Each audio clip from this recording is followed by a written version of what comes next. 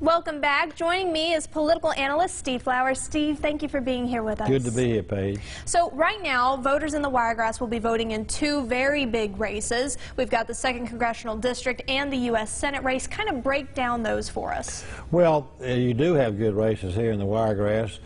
The two races, most of the state only has a Senate race, but you have a U.S. Senate race with Jeff Sessions, who actually sat in this seat for 20 years. He was the U.S. Senator from Alabama for 20 years. And then took the Attorney General's position with Donald Trump, President Trump's administration. And of course, as you know, there was controversy over that, and Trump never forgave Sessions for recusing himself. So Sessions is running back for his seat, and there was a very strong field in the first primary. Bradley Byrne, the congressman from Mobile, was in the race, as well as was Coach Tommy Tuberville, and Sessions. And Tuberville and Sessions wound up in a runoff.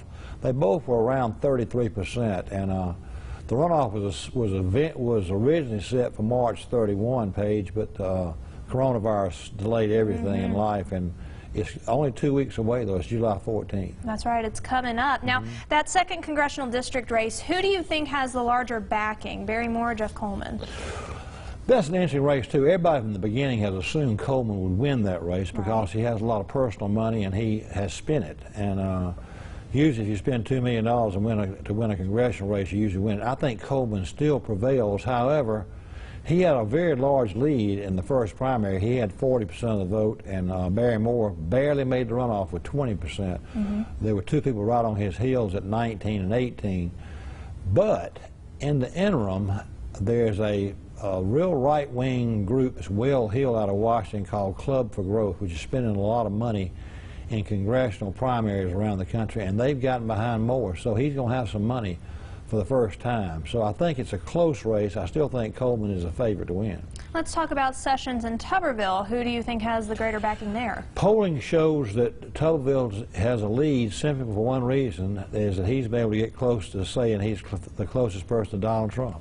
I've never seen a campaign revolve around one being the valet for a president or being the lapdog for whoever the president wants to be in that job, you know. So all of them have tried to cozy up and be the valet or bodyguard or whatever you want to call it for Trump. Yeah, for sure. And you did mention COVID-19, we all know, has put a kink in the works in everything in the country and the world right now.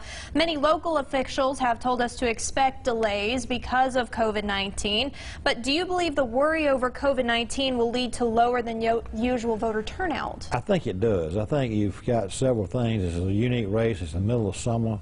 It's going to be hot as blazes on July 14th. And you're telling older people to stay home for 3 or 4 months, and that's who usually are people who vote, are older people. That's who generally votes in elections, and so if you look at poll workers, most of them are older too. So I think it's going to be a little bit of a slower turnout than you would have normally because of the virus. All right, well, Steve, that's all the time we have, unfortunately, but thank you so much for being here and giving us your insight. We'll do it again. All right.